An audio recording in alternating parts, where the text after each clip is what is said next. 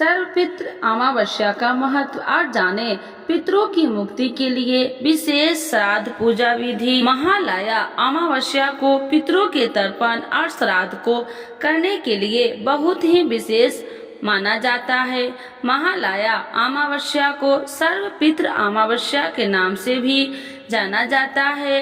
इस साल महालया अमावस्या 2 अक्टूबर बुधवार के दिन है। पितृपक्ष में पड़ने वाली महालया अमावस्या पितृदोष से मुक्ति पाने के लिए भी जानी जाती है। महालया अमावस्या पर पितरों का श्राद्ध करने से न केवल उनकी आत्मा को मुक्ति मिलती है, बल्कि तर्पण करने वाले व्यक्ति के पुण्य कर्मों में भी वृद्धि होती है।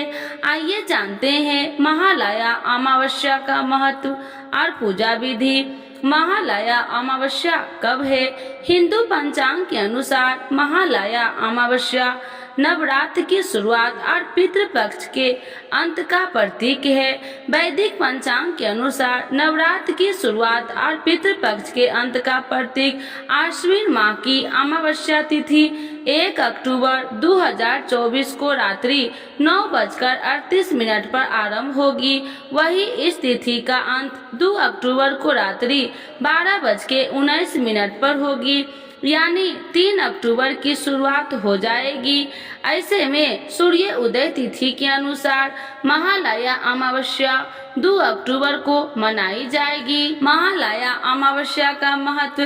पितृपक्ष में पड़ने वाली अमावस्या को महालया अमावस्या, सर्वपितृ अमावस्या और विसर्जनी अमावस्या भी कहा जाता है।